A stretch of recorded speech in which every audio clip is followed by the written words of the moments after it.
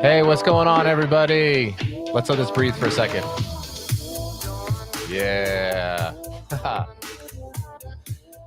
Hey, this is a fun live People of Packaging podcast event or episode or whatever we want to call it.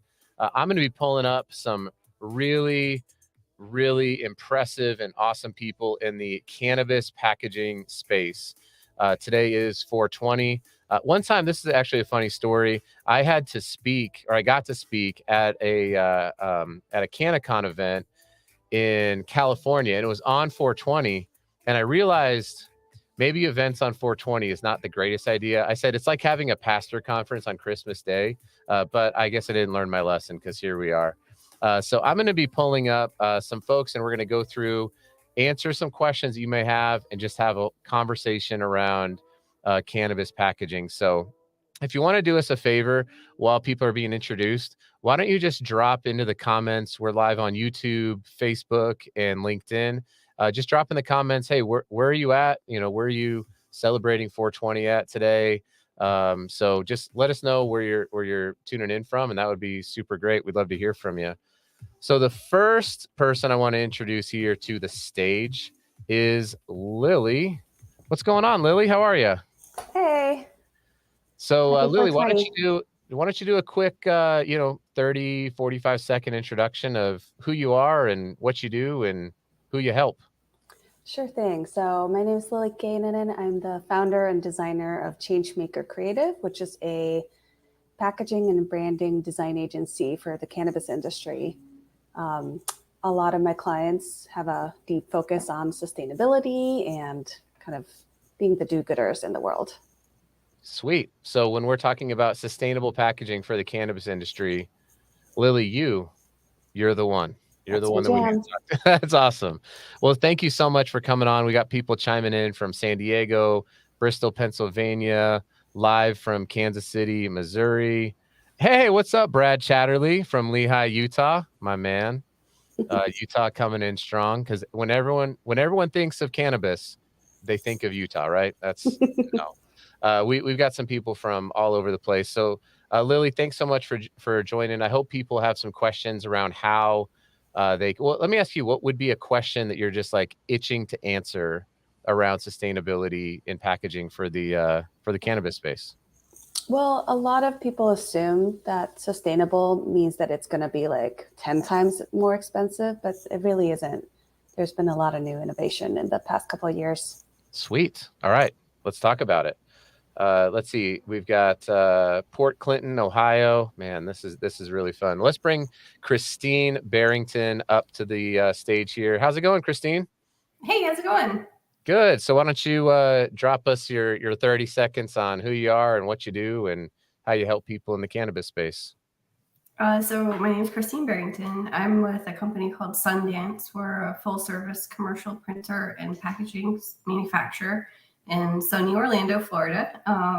We recently launched a flexible packaging division, which is sort of my specialty. We do digital printing, and that goes hand in hand with the cannabis industry. We do short runs, multi-SKU, and we have a large impact in sustainability also. We've got some certifications that our company is signed up with overall to as far as good manufacturing processes with sustainability. So awesome. That's great. And so flexible packaging, that's your jam, right? That's your thing. All right, that's not my thing, but overall as a company, we do all sorts of packaging. Yeah, for sure. Well, you have a bit of a I don't want to say a partner in crime, but a fellow lover of digitally printed everything in Dustin Stearman, who I'll invite up here. What's going on, Dustin? How are you, my man? Hey, what's up, Adam? And we are definitely partners in crime. Christine and I spent some time working together for a few years. Real quick background on me, got into the cannabis industry back in 2015, and it actually led me to digital packaging, which has been a great journey. Spent 5 years scaling a startup, and a big part of our go-to-market was focused on the natural products in cannabis industries. Built some child-resistant certified products, predominantly flexible packaging, and then had the pleasure of being able to develop and launch some sustainable formats within the CR flexible packaging space as well. Today, leading a company as a solopreneur called CMYK. And our focus is really working with all different types of disruptors in digital packaging around the globe, and seeing a lot of folks that are focused on the cannabis space. So it's a little bit about what I'm up to today. Cool deal. Well, thanks, my man. What are you excited to talk about and educate people around sustainability in cannabis packaging? Well, that's a loaded question. I think for All me, my questions are loaded. All of them. That's why I was excited to jump on with you today, man. You never know where you're going to take things. For me, it's really just talking about, what are trusted options today, and what's the right path to take today, while keeping in mind big picture, because we need to have big picture focus to innovate and generate demand to create longer term solutions in terms of closing the loop. But I think also making sure the market's aware of what's the right thing to be in at the present moment. And when I think about that, to bring some context, is compostable the right option today, or is post-consumer recycled the right option today, or is recycled the right option today, and why? Yeah. So I'd love to talk about that with the group. Cool. And before we bring up Mickey, let's give a shout out to I think it's Jana Armour from Decatur, Alabama. I will absolutely butcher any attempt at a Southern Alabama accent, so I won't even try. But let's get to Mickey, and then we'll have Rick up next. So Mickey, and everyone's going to stay up here, right? I'm not going to kick anyone else unless you're just totally belligerent. Then you're out. But I don't expect that at all. So, Mickey, what's going on, man? Good to chat with you here. Thanks for coming on. Thank you. Yeah. So why don't you quick intro? I'm Mickey. I'm a packaging guy. I've been in packaging for over 20 years.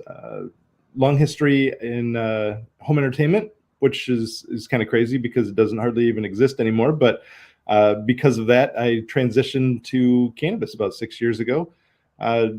Developed some really cool packaging over the time, and it's an exciting space for me. I really enjoy it, and right now I'm the VP of customer success at Merchant Box, and just anxious to do some more fun stuff and keep exploring the crazy world of cannabis.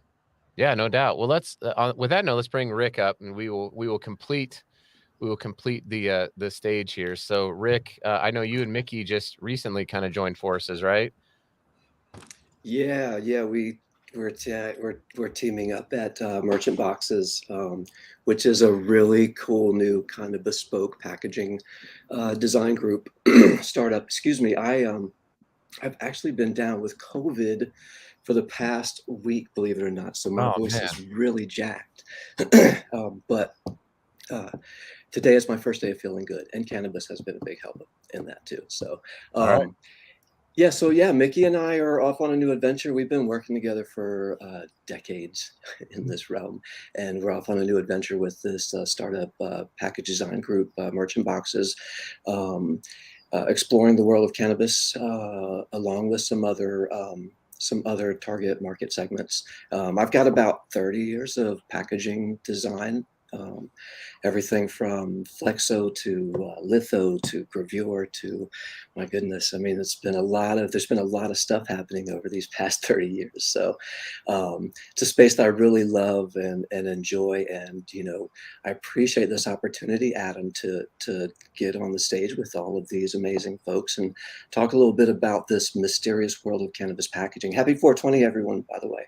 Yeah, no doubt. Yeah, so thank you for having me. Yeah, for sure. There you go. Snoop is ready. Wow. He's always ready. That was Snoopy Snoop. Snoopy Snoop. Yes. Snoopy Snoop. Mickey coming in strong with the Snoopy Snoop t-shirt. Now, this should probably surprise virtually nobody who knows me. But I wanted to have this conversation because I admittedly I'm not an expert in this field. So I'm not going to be here as somebody who's like, man, I know a lot about this. I know very, very little about it. I say it's not surprising because probably not a whole lot of like ordained Southern Baptist ministers who live in Salt Lake City, Utah are expected to have like intimate knowledge of like the cannabis packaging industry. But I know enough to know it's super important. It's a growing sector. It's got a lot of complexities to it that the vast majority of, you know, CPG companies and food and beverage companies just don't have to you know, handle, including taxes and like weird tax laws and ever-changing regulations state to state. So I know all of that's going on, but I don't my superhero power in this industry is, one, I hope that I have the humility to say I don't know something, and two, I hope I have the network to say, but these people do. So what I want to encourage everyone to do here, we're gonna talk for about 15 to 20 minutes, but please, if you would start posting some questions. Now that you have a little bit of their background, start posting some questions on LinkedIn in the comments. If we don't get to it during this, we'll be looking back through and try to answer them just as the video stays kind of evergreen on LinkedIn and on YouTube and on Facebook.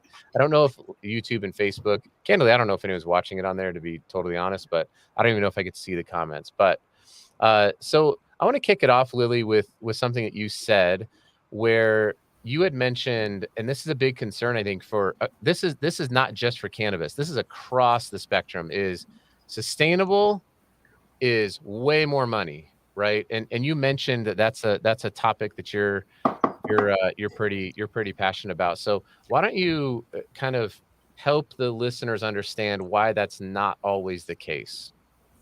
Yeah, on the cannabis side, of course, like the order amounts that we order are teeny tiny on like a CPG spectrum, like where my clients sometimes want to order like 200 pieces, but custom printed and sustainable. So that's where the cost issues come to play, where sometimes some things are more expensive when they're of a sustainable material. But I'm really excited about how post-consumer waste and compostables, like those materials have gotten so much cheaper in like the past, even like the past year. So Yeah. it's really like not as expensive as it used to be. So it's more accessible now. Yeah, no doubt.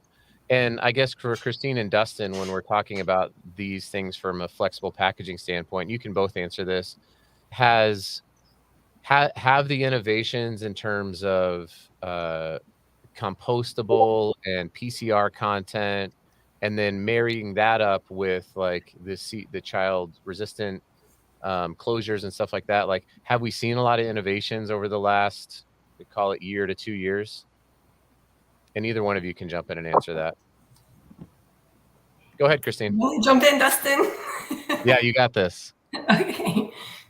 So we have come across some compostable and some recyclable CR zippers, but the whole child resistance process is a little bit it's expensive, it's time consuming, it is very specific to a certain size, material, structure. So it's not something you can just jump into and say, you know, hey, I can do a recyclable pouch or a compostable CR pouch. Yeah. Yeah, I would add to that like in connecting with producers and operators in the cannabis space, a lot of folks want a compostable option, just with the concept of bringing it back to the soil. But when you think about child resistance, you're looking at keeping a child from getting into the package, and then you talk about compostable, you're talking about earth digestible materials. It's almost like you're coming in from two complete opposite ends of the spectrum. So there's been development, there's definitely a lot of folks that are working on that. I think we're a ways away though, for the same reasons you look at compostable flexible packaging, where do you take it today? Right. Yeah. That being said, on the post-consumer recycled route, I think it's really low-hanging fruit for manufacturers right now. And I've always been a big fan of it because it's a guaranteed impact at the manufacturing level. So, we don't control what the consumers do when it comes to proper end of life. But if we're at least making that decision to say, hey, we're sourcing something that we know is making an impact, whether or not the consumer disposes of it properly, it's more of a guarantee. So that's really where I like to encourage folks to start the journey right now. Yeah. I've always referred to it as, or I've heard it referred to as like a base hit, right? Like we're maybe we can't hit home runs right now, especially when it comes to child resistance and flexible packaging, but getting, being part of like this progressive journey, I think is important. Hey, Lily, somebody asked it, and I apologize. The comments, it just says LinkedIn user, but I'm sure you have a name, and it's wonderful. But someone asked what materials that you were referring to, and then Devin, we'll get to your question after this. But do you want to follow up with that, Lily? Yeah, like the compostable plastics, like either plant-derived plastics or compostable plastics are really big right now in what my clients are asking for. And also just your normal post-consumer or ocean-bound plastics are big in the cannabis side. One interesting tidbit is that technically California does not allow you to put cannabis packaging into the recycling stream. Like they consider it hazardous waste. So that's another fun thing. Wow, interesting. Oh, hey, that was MJ. Thanks for letting us know what's going on, MJ. Appreciate MJ's been following the podcast, and she's one of my she's one of the people that followed me on TikTok that I'm like, hey, I know that person. Sometimes it's like user 57296 says blah blah blah. It's like, oh, okay, fine. Yeah, and this kind of leads into Devin's question, and Mickey and Rick, I'm going to turn to you on this question from Devin, but this idea, like I just did a video of in like a home industrial composter. So whether it's good or not, I don't know, but it's this like Lomi. Have you seen these things? Where it's basically, it sits in my house, and I can put packaging in it that's compostable, and I'll use air quotes, and then I can push a setting, and then it will compost the packaging over like a 7-hour time period or something like that. And I'm always pretty disappointed at what I see when I get done with that, versus when I put just food in there and like coffee grounds, it's soil. Like we just take it and we put it out in our garden. So I do think there's there's testing and standards and stuff like that when it comes to compostability. But to think that you can just take a bag, a pouch, and then throw it into your yard, you're probably going to be a little sad at the outcome. Now, its benefit is a lot of it is an organic material. So if it does end up as litter, it's probably going to have a better life than, kind of a standard film. But that's my 2 cents there. So here we got Devin Perry asking us a question. For a consumer in an area that doesn't have a very robust recycling program, what type of packaging is best to ensure that it's being sorted out at the facility and eventually hitting a landfill, specifically for flower and edibles, but also in general? So Mickey or Rick, one of you want to take a stab at that one? I was going to say, to Lily's point, it depends on what the state regulations are around cannabis packaging. California considers it a hazardous material, so you can't really recycle much of it. I mean, I break anything I get apart to see if any little component can be recycled. So there may be small bits that you can pull off possibly, but overall, it's a tough one. Mickey may have some more insight to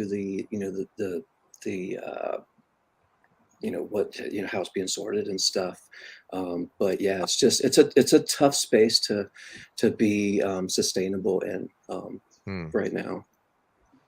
I think the best choice is just to choose the things that are the most easily, like it's the things that we do well as a country, I guess, for recycling. Paper is something that we recycle really well, or glass is something that we recycle really well. There's so many others that have a great sustainable story, and sometimes our municipalities just don't have the resources or the right advancements to handle those recycled things. Yeah, and just go ahead. Sorry, I was going to say, to kind of coming full circle on this a little bit back to what Dustin was talking about. This is a highly regulated market. And there's a lot that goes into this packaging. It has to be CR, it has to be child resistant. It has to have features on it that make it difficult to get into the product. And by nature, when you have a regulated market like this and these products, you're going to have more packaging because it takes more packaging to keep that product safe. But to Mickey's point, it's there. We as consumers can make choices as to what brands we buy based on their packaging, and help guide some of these brands to be a little more earth friendly in this whole realm. But it's a tough spot, and you've also got tamper evident, and you've got all these components of this package that just make for a big old footprint, and it's tough. But that's why all of us on this call, this is a good thing to get around and chat about, so that folks are more aware of what's happening in the space, and we can start making some changes. I don't think we'll see a lot until we really see federal regulations come into play, because then we'll have all the states we're all operating by ourselves in our own rules.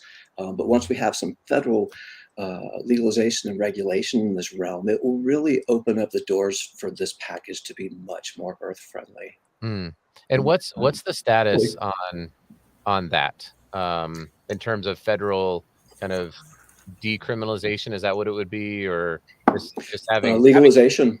Legalization, complete legalization. Yeah. What's the status on that? It's a shame.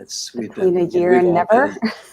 Yeah, I don't know. I mean, if you asked me that 2 years ago, I would have said in 2.5, 3 years. Now it may be, I don't know.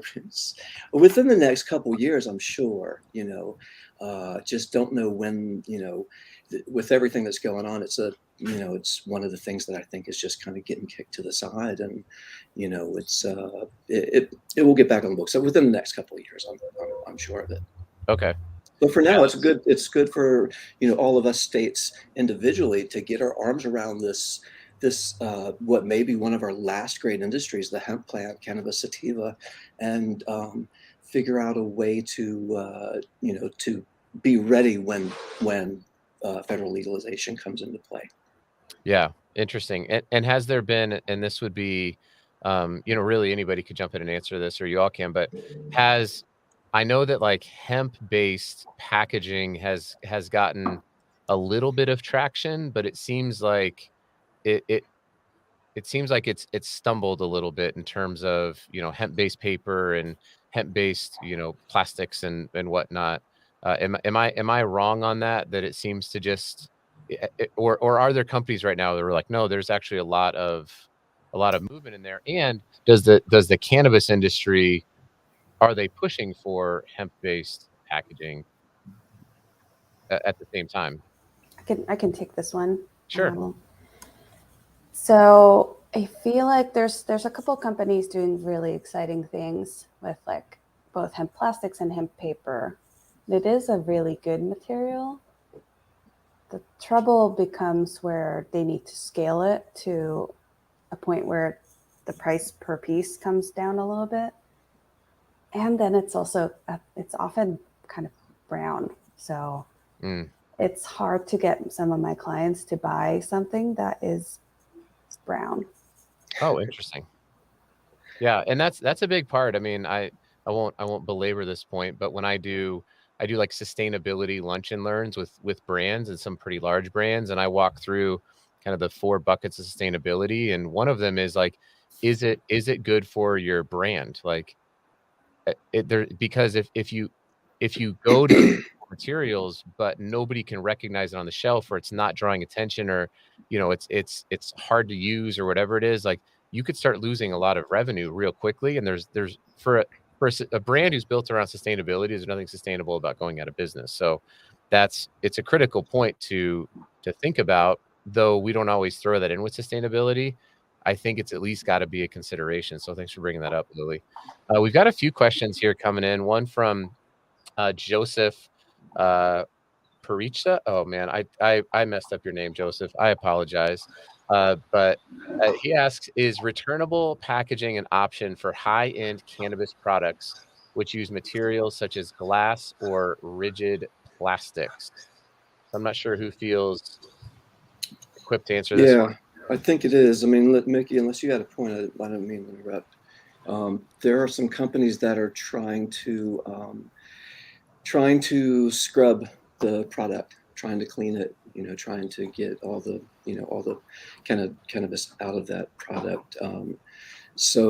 But it's just such a startup space. Everyone's kind of bootstrapping and trying to figure it out. There's some great ideas, but there are some really good ideas around that. But they're not really at any point of making any kind of difference that I've Yeah, seen. I would add that, legislation too on a state by state basis impacts that. So like here in Colorado, there's been an effort to support that for the last couple of years.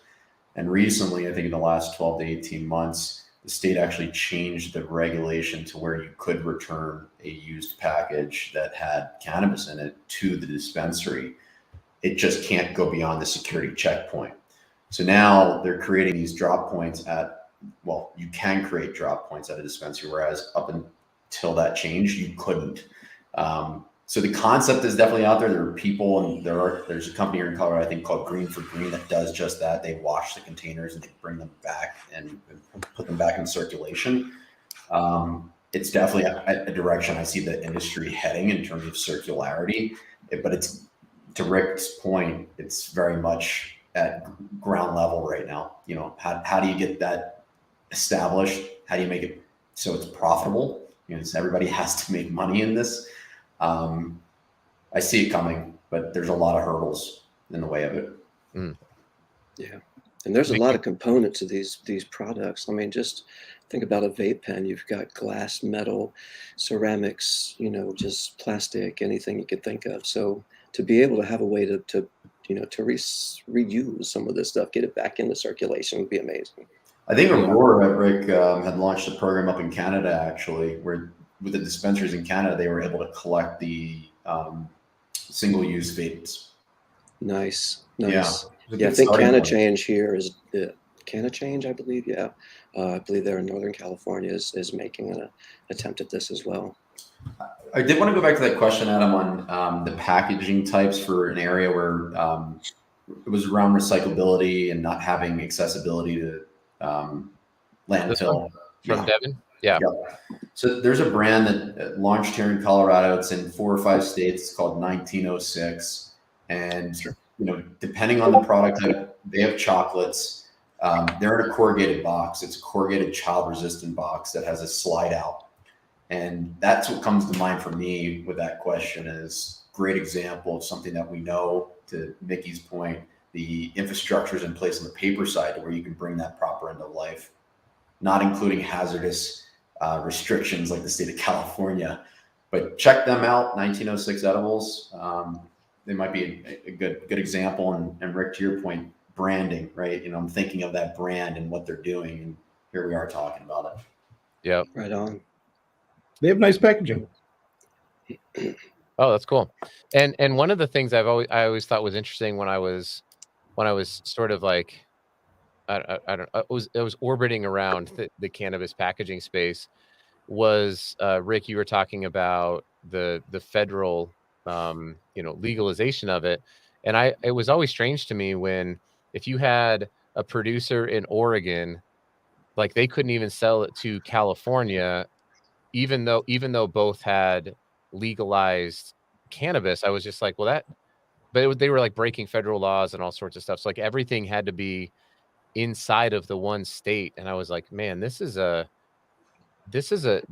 scaling problem here. There's a financial problem here, and so it's from like from a business perspective, and even to some of my, I'm not going to get super political here, but I have some like very libertarian friends, having grown up in Colorado and living in Utah, and I'm like, you guys should be behind this, like just for free enterprise, and the tax benefits of a society. Like why isn't there a coalition? And maybe there is one, but I always find it interesting when you were mentioning, Dustin, like, hey, they're in these 3 states. It's like, boy, I know that took a lot of time and money and effort to scale up in those 3 states, I would imagine.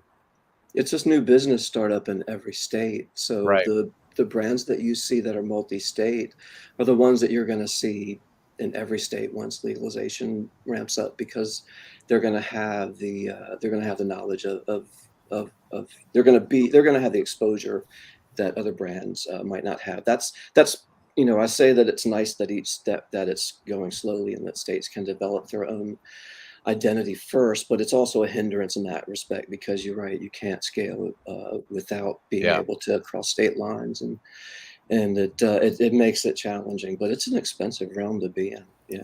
Yeah, and if you Chris- think about Hello. 280E, like the tax thing, like if one of my clients buys a blank jar or bottle, we can't deduct that in taxes, even if it's not cannabis yet. It's just a package, like a box or anything. But if Interesting. Yeah. So packaging does not fall under 280E. It doesn't fall as cost of goods sold. it becomes cannabis as soon as a cannabis company buys anything. Yeah, it's amazing how little is available to us cannabis folks from the tax realm. I mean, my wife and I have a cannabis-friendly travel platform, and it's just like a TripAdvisor for cannabis essentially, and we can't get any benefits write-offs for our business. It's really tough. It's a tough realm. I'm looking forward to things changing soon, but yeah, I mean, anyone that's out there, navigating in this world, big ups. I mean, a lot of respect to anyone No that doubt. can work in this space. No doubt. It's such a weird handicap too. Like there aren't any other businesses that can only function within their state. Like if you think of any like food or consumer goods or whatever, if they had to make what they sell in each state, it's such a pain. Where Right. if you get to make it, if we made in California and we could distribute everywhere, that's such a cost savings on so many levels, but that's impossible. So it's definitely not apples to apples when you compare cannabis packaging to any other packaging. Some people self-regulate and they are Spotted Cow beer in Wisconsin, and they decide to only sell in their state. Which, if you've never been to Wisconsin and had Spotted Cow beer, it's oddly, wonderfully delicious. Mostly because you're like, I can only get this here. But you're right. I mean, they could sell across state lines if they wanted to. They just choose not to. Sure. Hey, Christine, you had jumped off a mute there, so I just wanted to see, were you wanting to hit on? We just kind of covered a whole like shotgun approach of topics, and then we've got one more question and we'll wrap it up. I was jumping in. We were talking about how difficult it is to work with different state laws, and there's some brands that, like in Florida, we're completely vertically integrated. So a brand has to have a license that manages the growth, the packaging, the stores. Every piece of the seed is managed by one company. And then you have that company that wants to grow into other states. So now they're used to the Florida laws and they're jumping into the New York laws or the California laws. And it just gets exponentially difficult. And the materials can change. Like you're saying, California, you can't have certain plastics. And it's a fun, exciting, difficult market to be in. And as a converter and as a packaging manufacturer, do you find, Christine, that that there's a lot of brands who will lean on you to know the specific regulations by state, or do they come with more knowledge than you'd think? It depends on the customer. If you have a multi-state operator, they're probably going to have their own legal departments in every state. If it's a brand new, well, in Florida, we don't have these, but in Arizona, you have a mom and pop shop that wants to open up something. They might come to you and ask for help, where we can give advice, but we're not legal, we're not lawyers, so we're just helping out. No doubt. So you got to make that clarification. Gotcha. Well, let's get to our last question here, and then we're going to wrap it up. So this is from Estera Salters. She says, I also know absolutely nothing about the cannabis industry, but you're here. And so now you're being educated. So we appreciate it. And by the way, if you don't know anything about it, but you want to, please make sure that you connect up with Lily, with Christine, with Dustin, with Mickey, and with Rick, and follow their content. They're super helpful. Reach out to them, message them with questions, whatever you need. But she asks, in terms of packaging, where do you see cannabis being used the most? Do you have examples of cannabis packaging being used right now? I'm guessing that the question is actual like cannabis being used in packaging, or and maybe we kind of covered that. I don't know. I have zero idea on what that answer is. So I don't even want to try to assume to know the question, but more deeper than that. I love the fact that she knows nothing about the cannabis industry. That's what half of the people in the cannabis industry say. Got it. Got it. Yeah, it's a mystery. It's a mystery realm that we all just figure out on our own for the most part. But we find we've got, we've in forums like this, we find that we've all got common ground, and it's a difficult world. I don't know if she was asking to see cannabis packaging. I mean, I happen to have some. Oh yeah. But I don't know if it's picking up on my. It's basically like normal packaging, but just for cannabis. Yeah. I mean, this is a rigid box. Let's see if I can spotlight you on Lots of aluminum nowadays. Nice. But I think if she was asking about like using cannabis for packaging cannabis, so do we want to touch on like difference between cannabis and hemp? Do we have time? Yeah. Do a quick, because I was gonna say we didn't really cover it with hemp and cannabis. So yeah, if you want to drop some knowledge, that would be great. So hemp and cannabis, they're the same plant, just different varietals. Cannabis has more THC in it, which makes it legally cannabis, versus hemp that has less THC. So then it has CBD in it, and it's used for fiber more. Currently, I don't think we're allowed to use like cannabis waste, like the stalks and stuff, for making fiber. You have to make fiber from plants that are legally called hemp. But yeah, that would be the beautiful thing. If we had like paper made out of hemp packaging cannabis, that could then be recycled again to more packaging. Like that would be lovely. Because it's not just about the recycling, it's about like the source materials and like how well it functions. Yeah, I'm sorry, Lily, I didn't mean to. Sorry.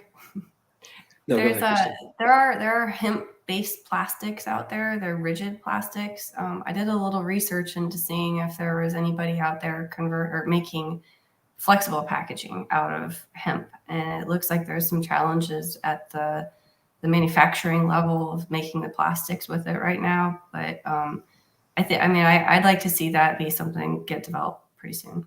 I have a Frisbee that's made from hemp that somebody sent me. I don't even remember who it was. My wife's like, what's this? I'm like, somebody asked me for my address and they sent me a Frisbee made of hemp. So that was fun.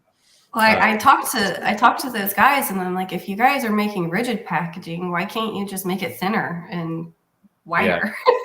Yeah. But there's challenges. No doubt. Well, we could keep talking here for a while. Let's just acknowledge our friend Jonathan Quinn in the flexible industry. He says, "What's going on, everyone?" And then Ian comes in and is just thanking us, for all that you guys are doing. It's a fantastic opportunity to jump in. It's still early stages. It's still kind of like Netscape AOL login, I would say. So it's not like you've missed the boat or anything like that. So let's kind of wrap it up here. I'm going to go the reverse way. So we'll start with Rick and we'll end up with back at Lily. So it's like a fantasy draft, like we snake the intro and then the outro. But Rick, why don't you just wrap it up with, kind of how people can get in touch with you and, just in general, like a closing thought, and then how someone can get in touch with you. Yeah, totally. Closing thought is I think we're going to see more of this emerging startup industry start to utilize its own resources, like using more hemp in packaging and mycelium-based packaging and stuff like that. Just to end that we are on an interesting path, and there's a lot of challenges, but folks like us are getting our heads around this and making a difference, and we're going to see a change. This plant wants to support itself, so we'll see that happen in packaging. You can get up with me on LinkedIn here, merchantboxes.com, and if you're an I'm not much of an Instagram person anymore, but Hillbilly Wandering on Instagram. Hey, if you want to check out some cool cannabis destinations and travel and stuff, check out indica.com, INNDICA.com. It's just another interesting piece of this Awesome. whole thing. So awesome. And thank you, Adam. I would love to do some more of these. Yeah, We barely touched the surface. Let's I know. jump on some more of these and get some more done. I Thank you for love it. this I love it. platform, by the way. Definitely, Rick. Appreciate you. Mickey, you're up.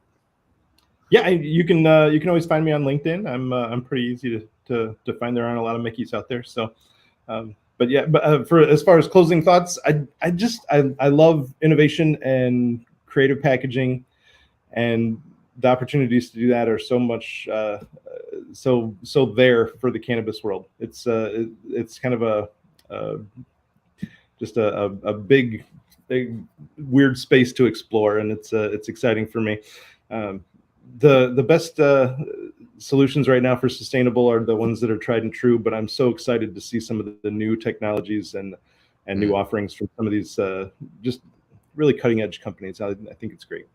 Awesome. And thank you very much for having me. Yeah, it was great. Thanks, Mickey. Dustin, CMYK. Hey, thanks for hosting today, Adam. Yeah, just a couple thoughts. I'm not exactly sure who all is in attendance, but looking at it through two different perspectives. One, if you're interested in the cannabis industry and not sure where to get started, or how to make the move, just actually, LinkedIn's become a really great space. I see a lot of people in cannabis that have gone to that platform because the platform supports it, whereas Facebook and others don't. Connect with people, make connections, talk about it. The industry needs more people with expertise in their own respective areas to succeed, right? Be it logistics, finance, whatever it might be. So don't doubt yourself or your ability to get into the cannabis industry. And if there's any brands that are out there, I would say, one, as a big fan of digital packaging, I think that digital is the right direction for cannabis brands today. There are very few brands that actually have the scale that warrant going to an analog platform. So, definitely go out and find those right digital partners. Always happy to have that conversation. And the last item would be post-consumer recycled. That is, if you're in plastics right now, that's where I would say you need to be. Compostable in due time, but post-consumer recycled. Totally agree. And how do people get in touch with you, Dustin? LinkedIn's the best place to find me. All right. Cool Thanks, deal. Adam. Yeah, for sure, man. Christine. Yeah. I thank you also for having me on. Oh, thank you for coming on. Thanks to everyone for coming on, by the way. It's been great. So yeah, you can find me on LinkedIn also. You can also go to sundanceusa.com or sundancepackaging.com.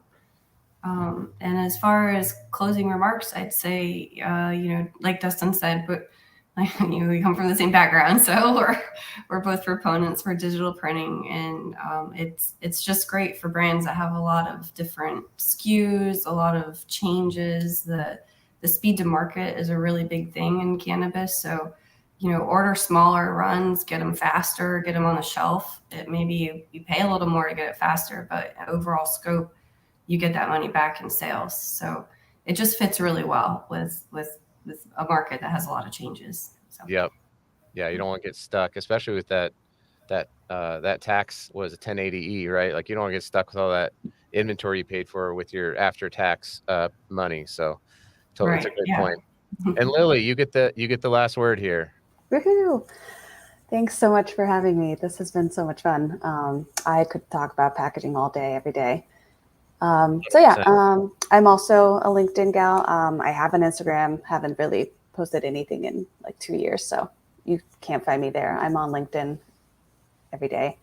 Also, if anybody wants to talk more to me, on my website, changemakercreative.com, there's a book a call with me button that you can schedule and hop on a call with me. Sweet. Awesome. Well, appreciate each of you for your respective serving of the packaging industry. It's new to our industry, this idea that we show up and we support one another and we serve and we give, and we do it collectively. And I think that there's a lot of good that's coming from that. So I'm grateful for each of you and for your space and for your journey in the industry. If anyone wants to get in touch with me, my name's Adam Peak. You can find me on LinkedIn. You can also go to packagingpastor.com, and I got all sorts of fun stuff there.